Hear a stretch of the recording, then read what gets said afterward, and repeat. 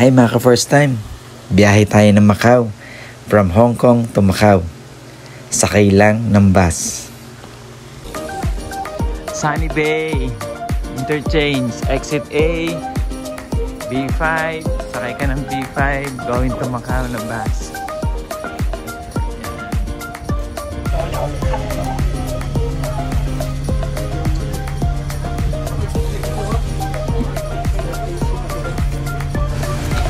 Double-decker bus, bus number B5, going to Macau.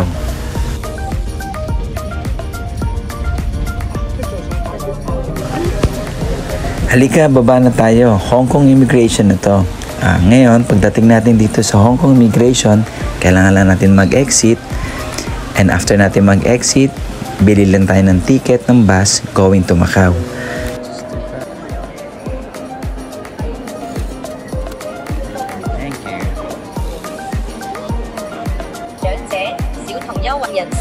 After natin makabili ng ticket ng bus, lapasan tayo ng Hong Kong Immigration.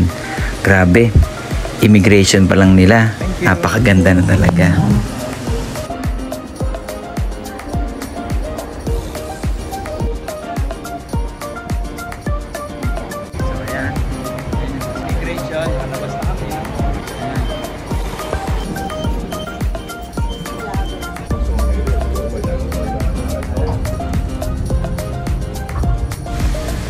Itong tulay na to, ang pinakamahabang tulay na nakita ko siguro. 55 kilometer bridge. Tapos meron pa siyang undersea tunnel. Grabe, na-amaze kami dito. Sobra. At ito palang undersea tunnel nitong Hong Kong Macau Bridge is nasa 6.7 kilometer ang haba.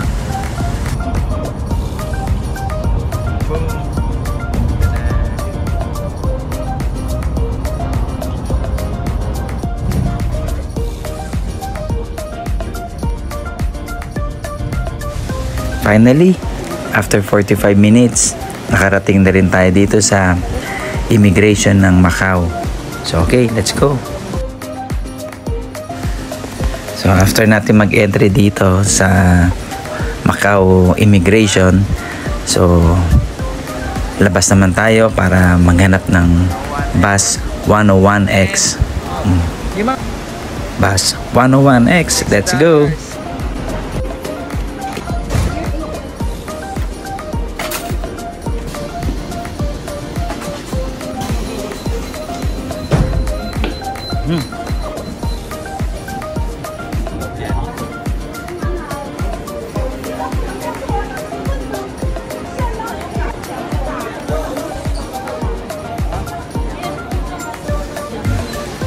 Nandito na nga pala kami ngayon sa may San Malo, no?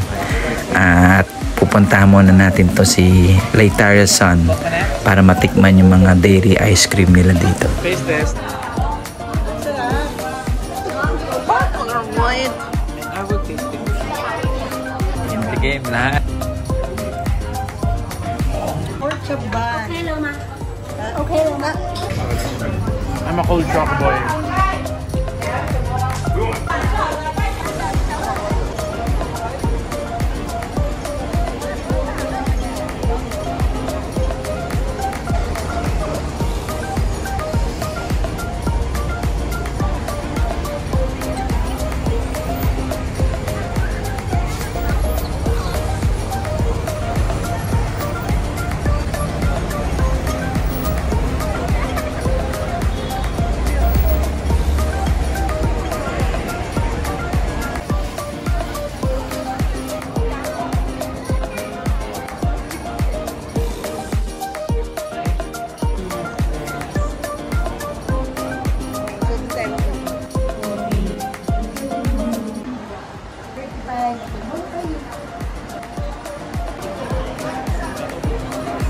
Helmet.